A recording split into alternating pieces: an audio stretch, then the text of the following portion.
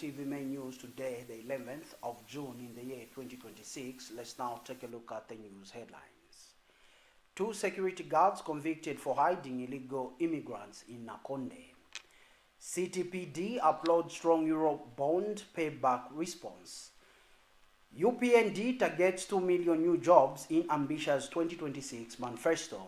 Our international headline: anti-migrant violence leaves even South Africans living in fear. Our sports headline: school children in Haiti stage their own World Cup in call for peace.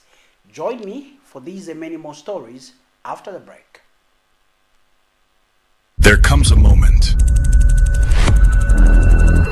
when ordinary ends and greatness begins. The Healing Word Ministries International proudly invites you to a powerful 5 days revival conference.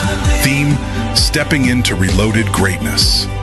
Genesis chapter 12, verse 1 to 3, hosted by Pastor Victoria Chaluba, alongside anointed ministers of God, Papa Billy Lubanza of Flaming Fire Ministries, Kabwe, Dr. Abedi Bwanika from Christ Witness Church, Uganda, and Father Robert Sahubwa of the Anglican Church in Zambia.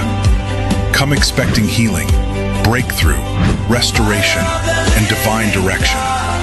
This is not just a conference. This is your moment of transformation.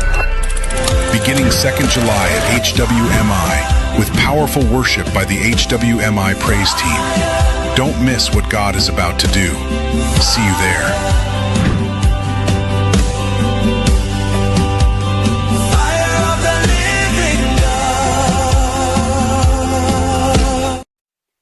Camnet TV main news now showing on Topstar channel 106, streaming live on Facebook, YouTube, and on the Kenstream app. With the main news in detail, I'm Tapelo Joe Smata.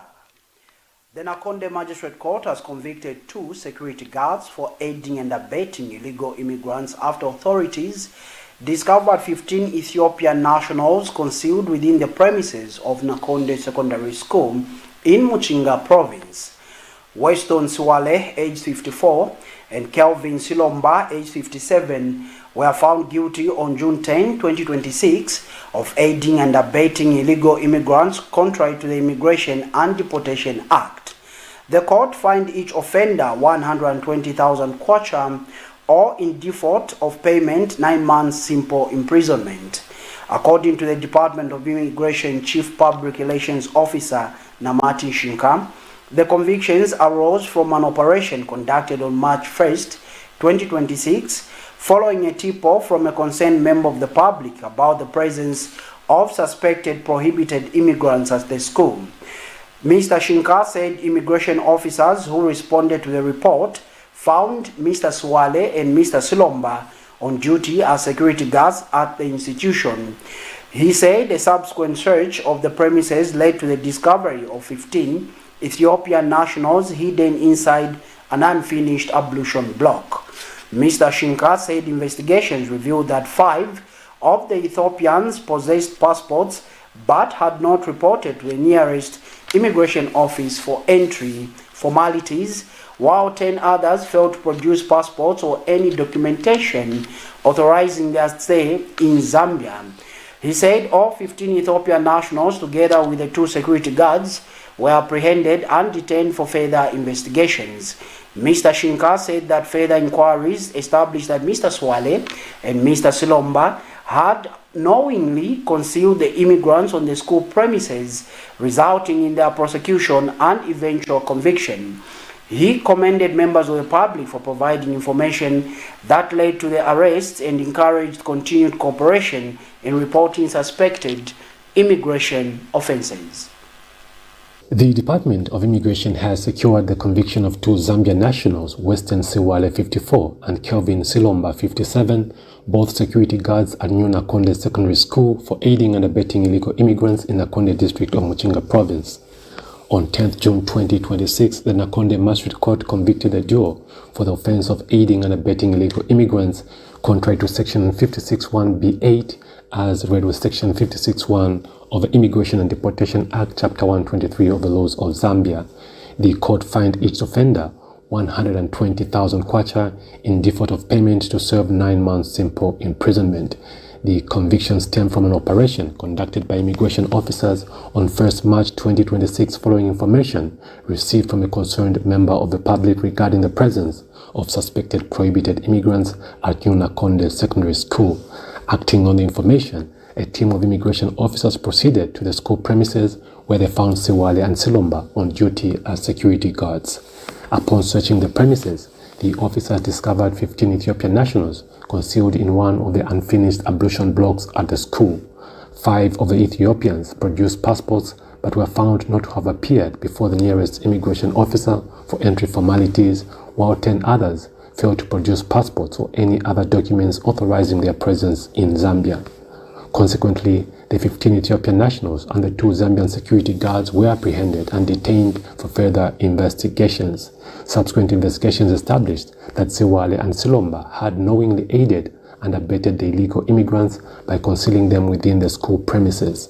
The Department of Immigration wishes to commend members of the public for their vigilance and continued cooperation in reporting suspected immigration offenses. We further warn members of the public against harboring, concealing, employing, or otherwise facilitating the unlawful stay of illegal immigrants.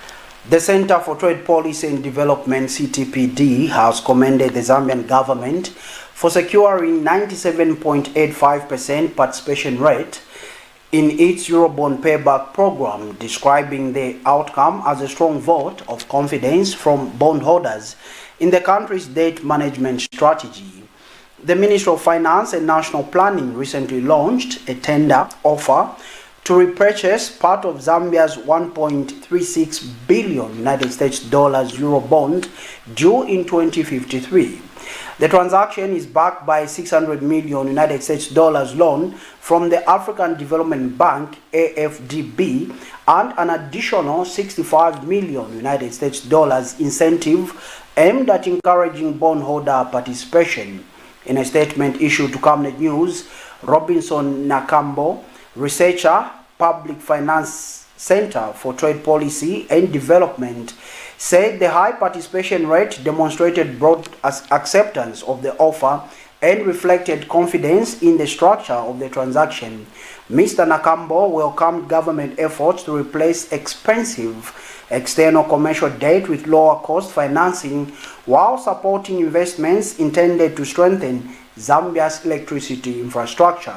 He noted that reducing costly debt obligations could ease pressure on public finances and contribute long-term economic stability if implemented effectively.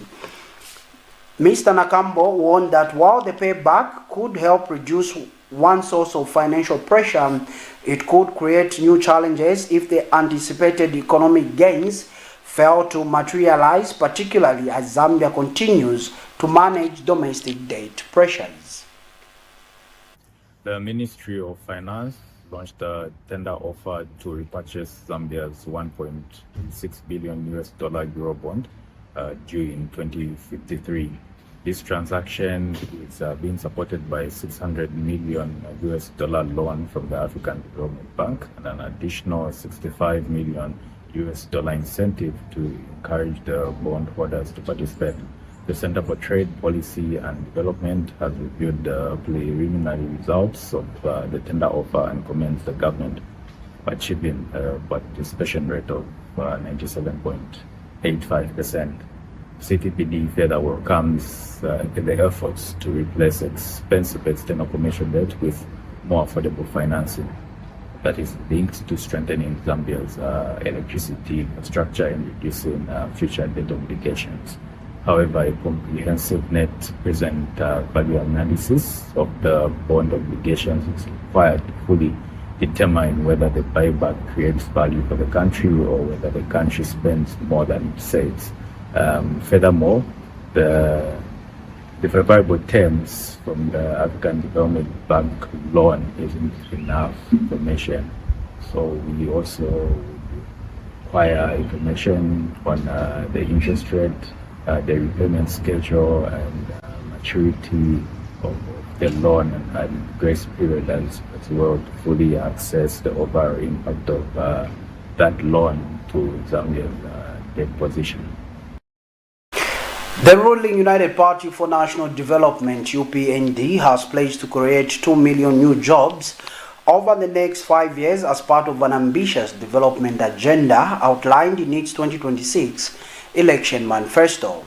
The manifesto, unveiled under the theme Zambia Forward Together, places job creation at the center of the party's plans, with a focus on youth and women through private sector-led growth, skills development and entrepreneurship programs. The party says employment opportunities will be driven by investments in agriculture, mining, manufacturing, tourism, and the digital economy. President Hakainde Hichilema said the first UPND term was dedicated to rescuing and rebuilding the country's economic foundations, while the next phase would focus on delivering jobs, reducing the cost of living, and improving quality of life for ordinary citizens. He said the government had already laid a foundation through education, debt restructuring, increased constituency development fund (CDF) allocations, and the recruitment of thousands of teachers and health workers. The manifesto also outlines major economic targets, including doubling Zambia's gross domestic product (GDP), increasing electricity generation to more than 10,000 megawatts, and raising copper production to 3 million metric tons annually. The party further plans to expand technical and vocational training, support more than 100,000 young people with industry-linked skills programs, and establish a youth enterprise growth fund. UPND says the proposed measures will help transform economic stability into tangible opportunities for citizens and ensure that development benefits every province and district. The party has described the manifesto as a renewed social contract with the Zambian people, promising measurable targets and accountability in the implementation of its commitments. Protect free education. No one should ever occupy that state house and take away free education. So we'll protect the rights of our children, starting with signing the law last week. Free education is now law. Going forward, we are going to put more measures to protect free education. I talked about easing the cost of living already. Build public universities, I've talked about it already. Deliver better health care, I've talked about it already. Pillar number 4, government should deliver. Government should change the mindset to that of delivery. What do I mean? We would introduce performance contracts so that people don't just wait for the salary at the month end. They must show what they've delivered in exchange for a salary. Zambia, Zambia. I said government services is part of the digital economy. Too many inefficiencies, too many meetings. We want delivery. So digital platforms will be accelerated in government services. We will implement what we call a Facilitation Act, a law that will allow us, for example, in tourism, you have to have 35 licenses. I know what I'm talking about. 35 licenses. We are going to collapse all these into one license. A single license. A single license. That's where we're going.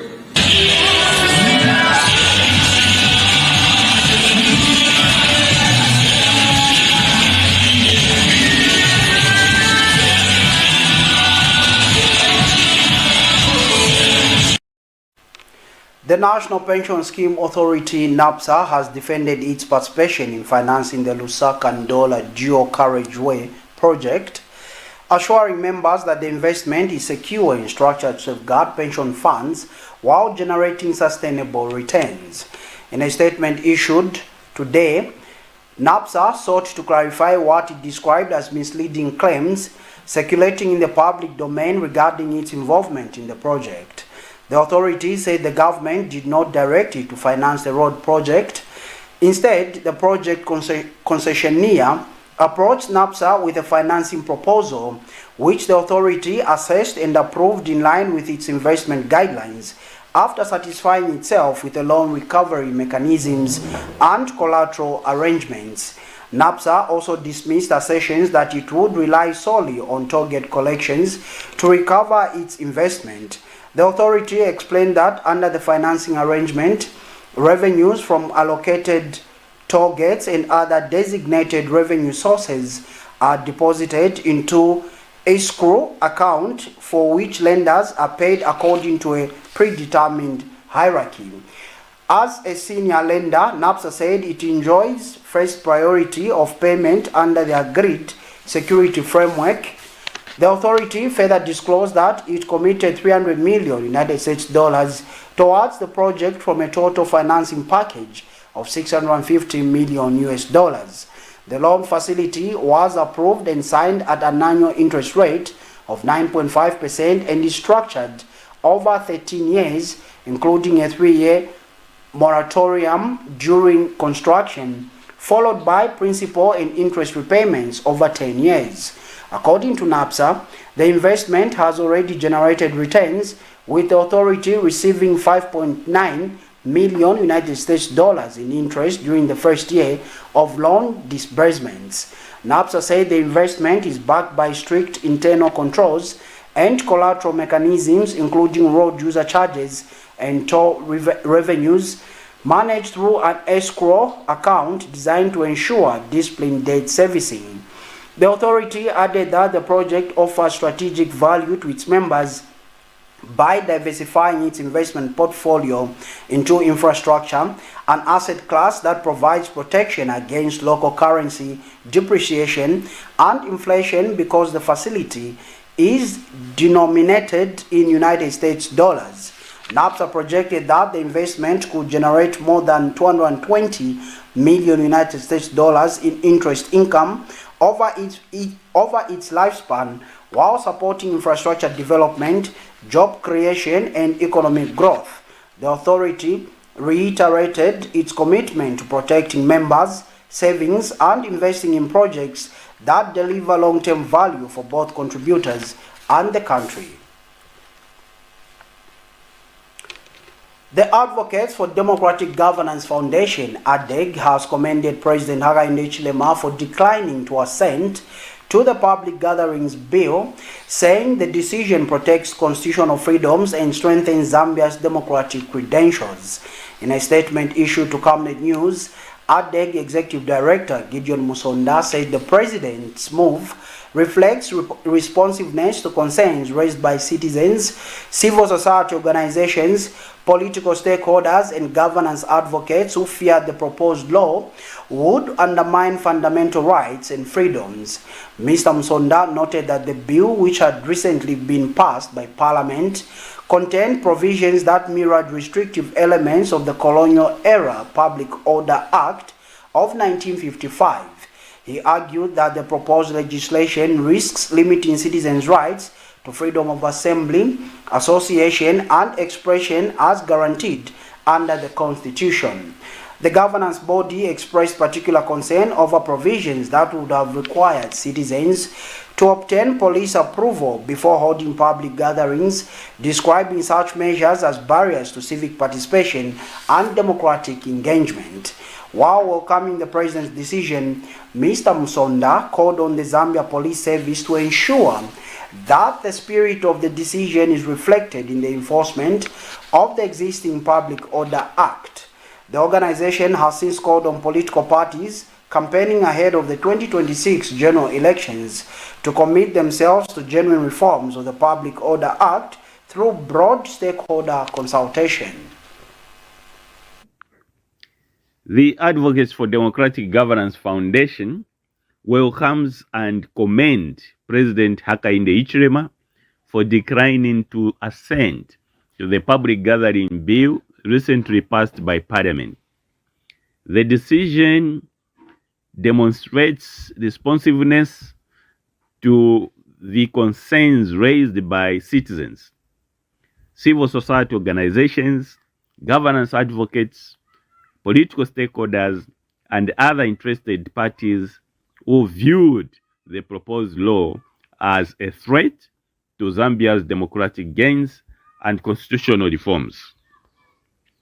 HADEG was among the organizations that consistently expressed concern over the bill because it sought to codify and entrench several restrictive provisions associated with the Colonial Era Public Order Act of 1955. Rather than advancing democratic reforms, the bill risked creating additional barriers to the enjoyment of fundamental freedoms of assembly, association, and expression guaranteed under Article 20 and 21 of the Constitution of Zambia.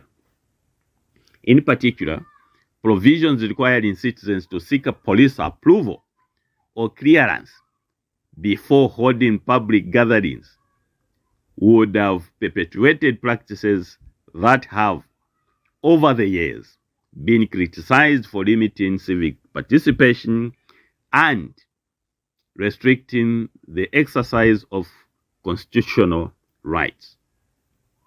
A democratic society requires laws that facilitate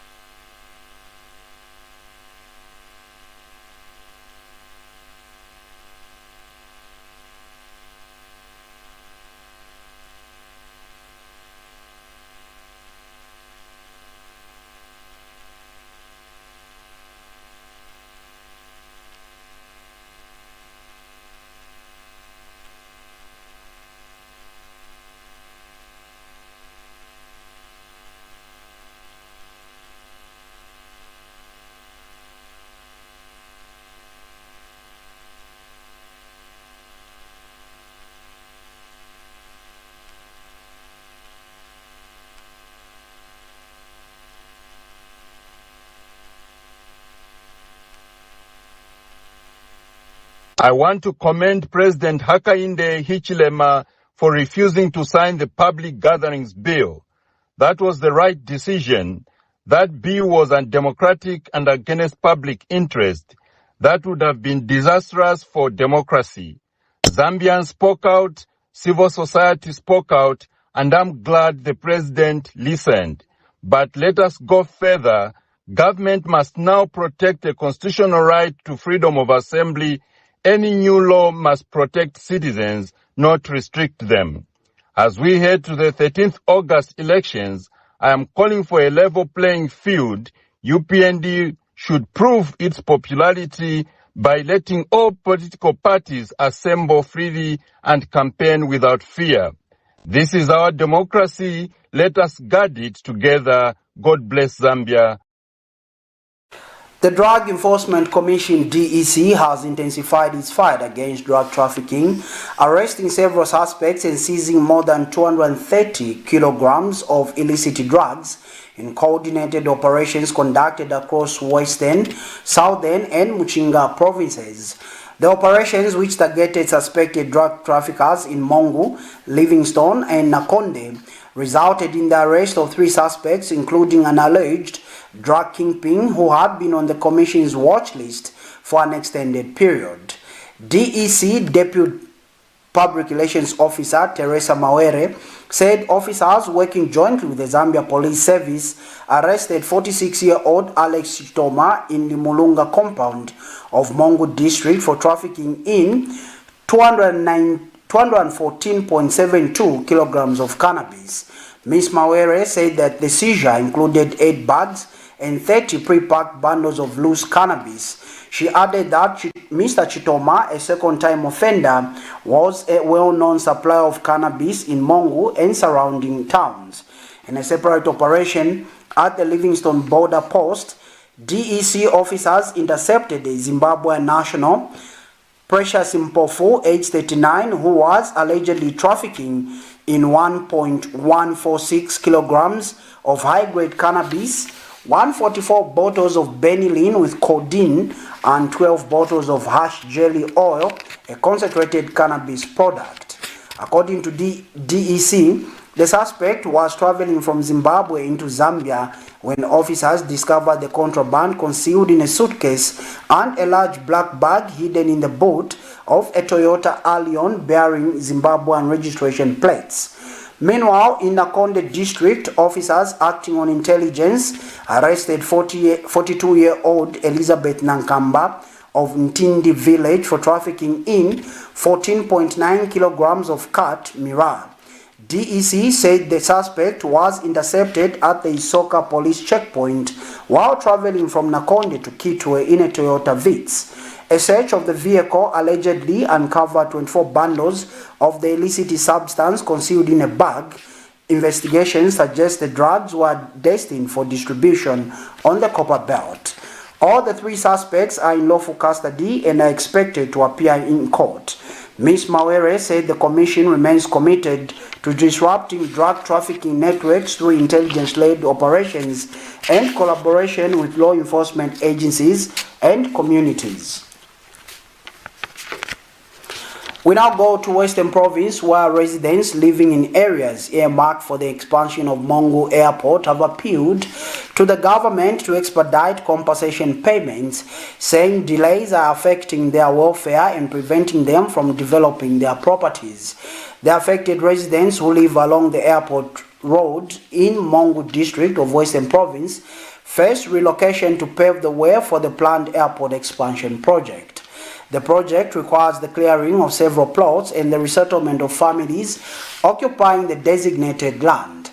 Some residents told Camnet News that they were instructed to vacate the area and warned against carrying out any further developments on their properties while awaiting compensation. They said the uncertainty has left many families unable to improve their homes or make long-term plans. The residents have expressed concern over the prolonged delay in the compensation process, arguing that the situation has negatively impacted their livelihoods and well-being. They have since called on the government to speed up payments and provide clear timelines for their relocation. Government is yet to publicly respond to the residents' concerns. However, the affected families say prompt compensation will enable them to secure alternative accommodation and ease the burden caused by the impending relocation as authorities prepare to implement the airport expansion project. Our reporter, Kelvin Kabilamusievo, brought in this report. The planned expansion and rehabilitation of Mungu Airport through the Zambia Airport Corporation Limited has affected over 1,000 residents, and they were told to vacate the premises, with government committing to compensate the affected families. The expansion involved clearing of land to upgrade the runway terminal and fencing. However, out of this number, only about 20% of the affected families have been compensated, leaving the rest. However, out of this number, only about 20% of the affected families have been compensated, leaving the rest. The affected families are calling on the government to expedite the payment processes, noting that the delay is affecting their welfare as they do not have where to go. Hakuna zeza hala. Mima nduaruna ayeme na chwaro fa windorebo mane amamu mashasha ashwire. Baru brezi kodi ruskirwa ikeza kubereka baru fase simu ba muso. Kono kuzwa Septemba kutofita kasheku chwana fena mborela hakuna zeza hala. Onto elukomokisa kikuli abasamba bafa mwa April nikachekule aluzibiseseza aluka bulele kwa teni bali mutaheka muso kwa kwiluzielelo naluta banana boluta bale batoka kuina nulunda bashemba balukuluhile babana ni freedom kune balulobezi ngelulukuluhile bonne balona bapwacha wena usikapwacha kana lisholiyo ukazi bakuli iyo niye nasikafi wa mashelenyi chana lukupa kuli wa president balu sholema keke balu hupule.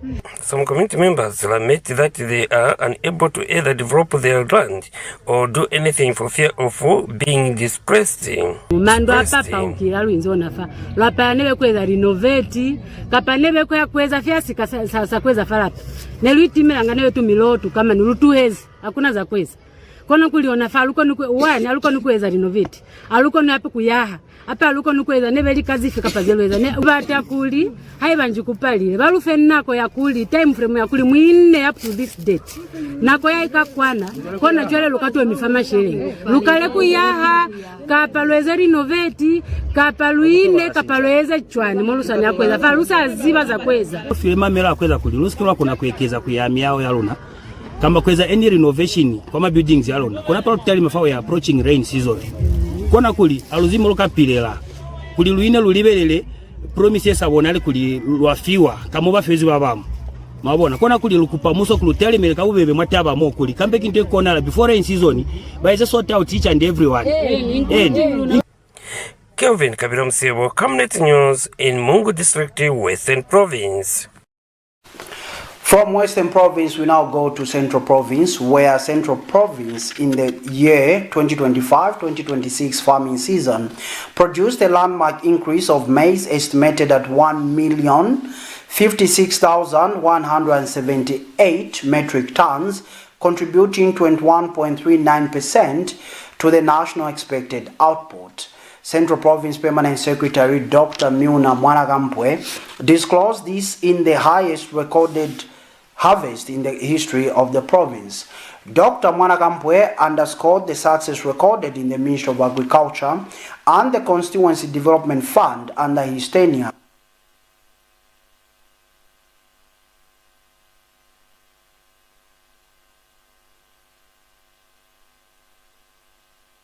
Crop Harvest Survey is a significant undertaking for a country such as ours, as it provides a critical insight into expected crop production for the current agricultural season. Central Province Permanent Secretary Dr. Miuna Mwanagampwe prides in the performance recorded in Central Province last farming season. Last year, the province produced 685,000 metric tons of maize. And this year, we are talking of over 1 million tons. Now, that's not a mean achievement. It means a lot has happened in the background. One of the major issues that has happened in the background is the early distribution of farmer input support program. Central Province Agricultural Coordinator Etambuyu Anamela reviewed the provincial performance of some key crops grown in the province. And talking about maize production, we have managed to produce 1,056,178 metric tons of maize, and that is 21.39% contribution to the national output. For wheat production, that is seed, all the seed that has been produced is from Central Province, 100%. We further produced 41.73% soybeans towards the national output. The PS has, however, advised farmers to keep more food in view of the forthcoming El Nino weather condition. We may have an El Nino that may see us grapple with some drought in the coming season. So it's important that we understand that when God has favored us with enough food, we store sufficient food, first of all, at household level. And our farmers are encouraged to store enough food at household level.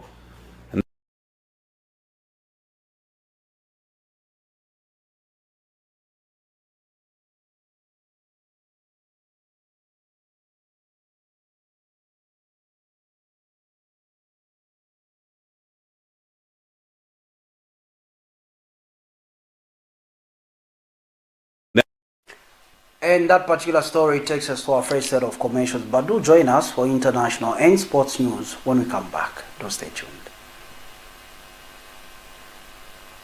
There comes a moment when ordinary ends and greatness begins. The Healing Word Ministries International proudly invites you to a powerful 5 days revival conference. Theme, Stepping into Reloaded Greatness. Genesis chapter 12, verse 1 to 3, hosted by Pastor Victoria Chaluba, alongside anointed ministers of God, Papa Billy Lubanza of Flaming Fire Ministries, Kabwe, Dr. Abedi Bwanika from Christ Witness Church, Uganda, and Father Robert Sahubwa of the Anglican Church in Zambia. Come expecting healing, breakthrough, restoration, and divine direction. This is not just a conference. This is your moment of transformation. Beginning 2nd July at HWMI with powerful worship by the HWMI praise team. Don't miss what God is about to do. See you there.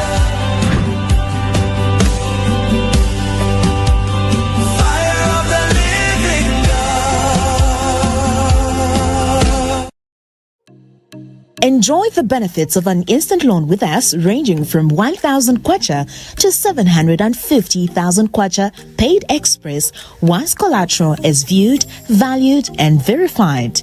Call us on 0763 595 359 or 0779 432 993. Classified Financial Express, here as your financial friend.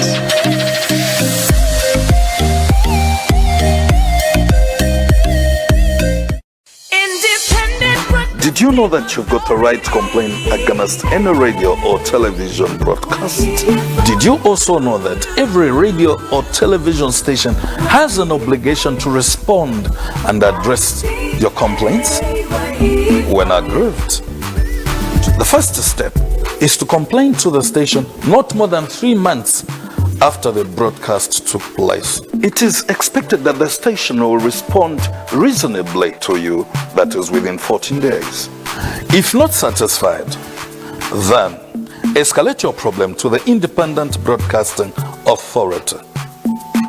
We're at Mass Media Complex, Ali King Carter Road, PO Box 32475, Lusaka, or call us on +260 211 250589 or visit our website at www.iba.org.zm.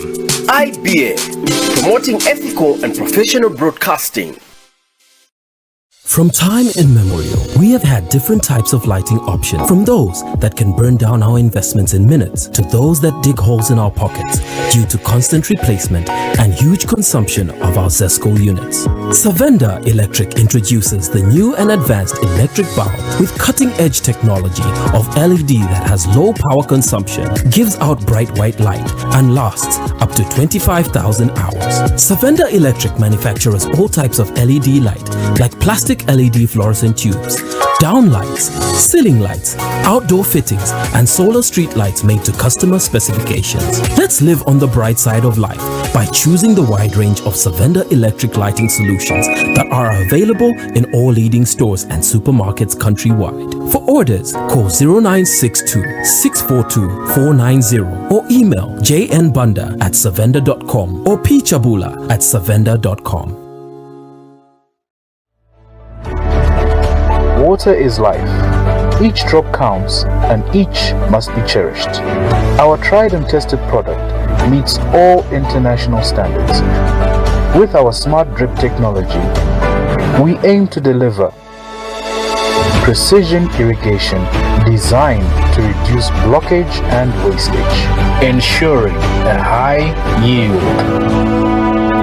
Renglow, your smart irrigation partner.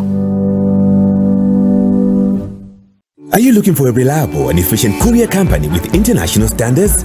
Then let UBZ Courier, your trusted partner in swift and secure deliveries, be your ultimate choice. Whether it's a small package or a hefty consignment, UBZ Courier handles it all, locally and internationally. Our modern call center ensures personalized attention for every client.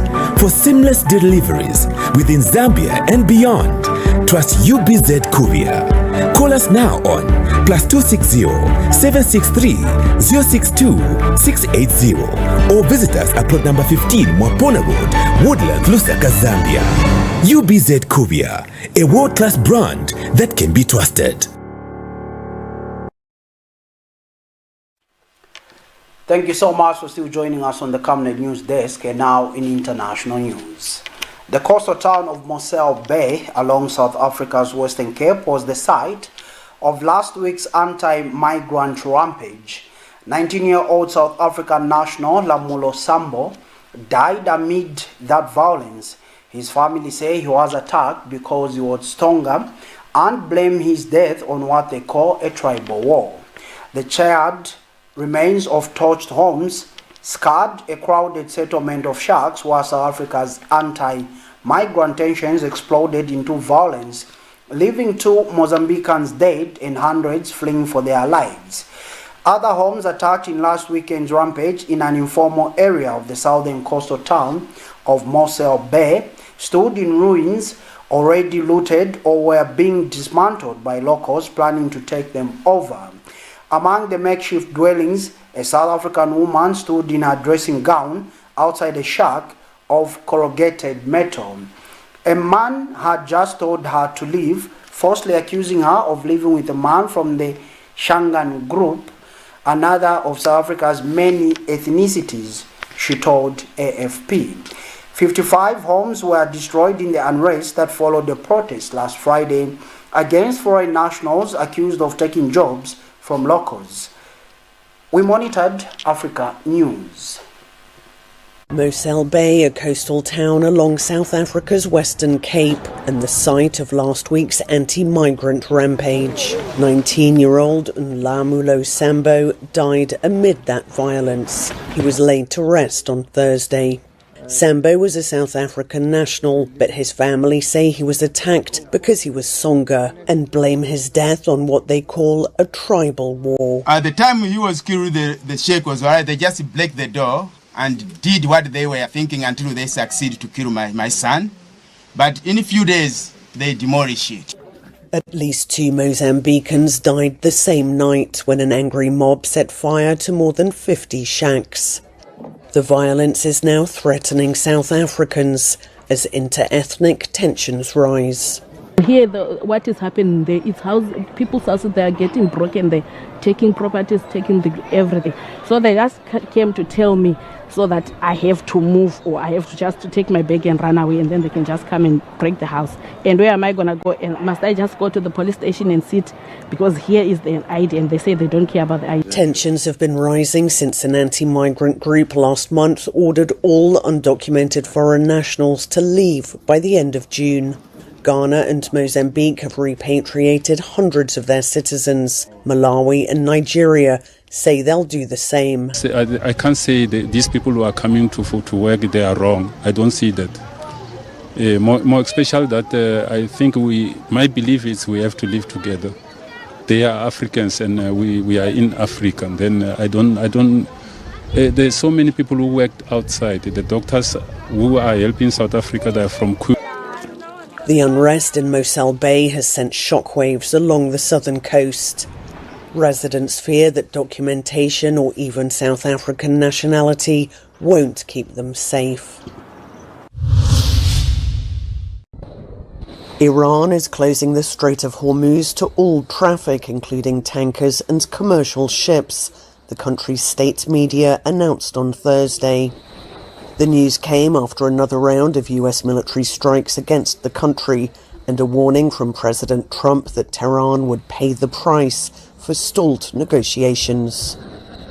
In continuation of the hostile actions of criminal America and in light of the beginning of attacks by the aggressor against certain areas in South Hormuzgan province, effective immediately and due to insecurity in the region, the Strait of Hormuz is declared closed to the passage of all vessels, including oil tankers and commercial ships.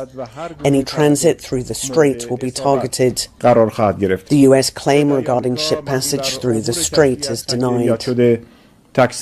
Trump has urged Iran to sign a deal to end the war, but Tehran is betting that its ability to effectively close the Strait of Hormuz, a crucial passageway for oil and natural gas, gives it a strong bargaining chip. Motorcycle drivers wearing Stop Ebola t-shirts rode through the streets of Bunia and Wapara on Wednesday, carrying banners and illustrations explaining how to prevent the spread of the deadly virus. The initiative, supported by the World Health Organization and local youth groups, aims to tackle misinformation and encourage communities to follow health advice. There has been a lot of skepticism and people still deny the existence of the disease. But this at least allows us to mobilize the public, to raise awareness and to inform them that Ebola exists. There are still some who doubt it. The aim is really to raise awareness and mobilize the public. The outbreak is concentrated in Ituri province, which accounts for more than 90% of confirmed cases. More than 115 people have died from Ebola, while nearly 600 infections have been confirmed. We have seen several people die from this disease. In any case, many people are dying, and that really scares us. But today, we are thrilled about this mobilization. We are truly happy. So far, we have lost 3 people in my family. The first was our pastor, and another was my cousin. Almost 3 people have died. I have to say that this disease is real. Those who don't believe it should know that it is real. For now, officials say awareness campaigns like this one remain critical to slowing the spread of the virus and rebuilding trust within the affected communities.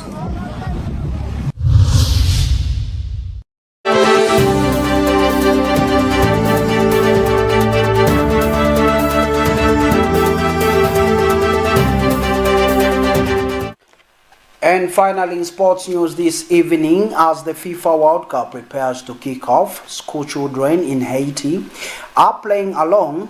48 schools have been chosen to represent the 48 countries in the World Cup and stage their own tournament. As part of the World Cup celebrations, which this year will feature the participation of a Haitian national team for the first time in 54 years. The UN Bureau in Haiti and the NGO Viva Rio have selected 48 schools to represent the 48 countries in the World Cup and to stage their own tournament. The tournament is named ANTI-MIGRANT 2026, and organizers hope the sport will be a call for peace, rebuild trust in a country deeply affected by violence. The opening ceremony of the tournament had children standing by the flags of the countries they represented. Delinoy Christel, coordinator and director of the education and art program at Viva Rio, has high hopes for the tournament. Haiti, the Western Hemisphere poorest nation, qualified for the World Cup for the first time in more than half a century with inspiring tenacity, beating better-known rivals against the odds.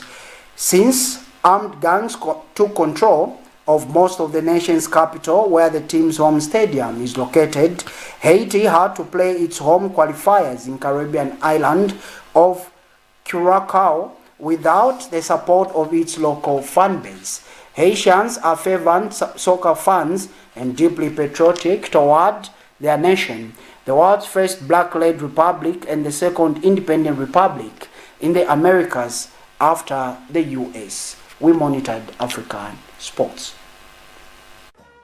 As the FIFA World Cup prepares for kick-off, school children in Haiti are playing along. 48 schools have been chosen to represent the 48 countries in the World Cup and stage their own tournament. But Team Mondial 2026 is more than a football tournament. It's a call for peace in a country ravaged by violence. Team Mondial 2026 meant a great deal to us and was a game for peace. We used this slogan in relation to Team Mondial's objective. It's about enabling young people to really enjoy themselves, because we must remember that it's not just about students travelling from their homes, it's also about their schools being difficult to reach and the inaccessibility for these students.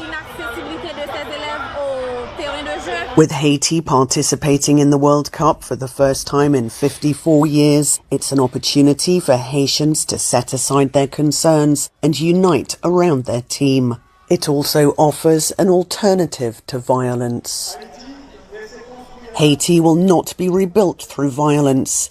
It will not be built by those who are destroying this school, these neighborhoods, these playgrounds, these police stations. Haiti's national team faces its first World Cup opponent on Saturday, going up against Scotland in Group C. But the most significant matches may be those being played right here in Haiti. And that sporting item brings us to the end of this edition of Main News on Camnet TV. But before we go, a recap of stories that made headlines. 2 security guards convicted for hiding illegal immigrants in NAKONDE. CTPD applauds strong Eurobond payback response. UPND targets 2 million new jobs in ambitious 2026 manifesto. Anti-migrant violence leaves even South Africans living in fear. School children in Haiti stage their own World Cup in call for peace. We now look at the Camnet verse for the day, coming from the book of Exodus, chapter 14, verse 14. It reads, "The Lord shall fight for you, and ye shall hold your peace." That ends the Bible reading, and that concludes this edition of Main News on Camnet TV. But dear viewer, like always, do remember that Camnet TV is not just another channel. Now showing on Topstar channel 106, streaming live on Facebook, YouTube, and on the Kenstream app. On behalf of the entire production team, I'm Tapelo Joe Smarter. Good evening and God bless.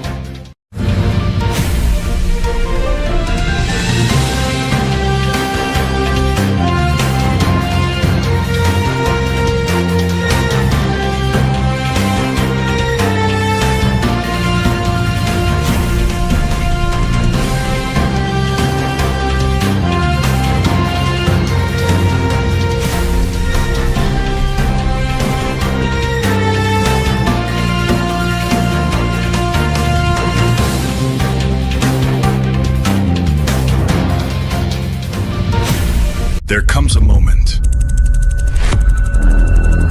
when ordinary ends and greatness begins. The Healing Word Ministries International proudly invites you to a powerful 5 days revival conference. Theme, Stepping into Reloaded Greatness. Genesis chapter 12, verse 1 to 3, hosted by Pastor Victoria Chaluba, alongside anointed ministers of God, Papa Billy Lubanza of Flaming Fire Ministries, Kabwe, Dr. Abedi Bwanika from Christ Witness Church, Uganda, and Father Robert Sahubwa of the Anglican Church in Zambia. Come expecting healing, breakthrough, restoration, and divine direction. This is not just a conference,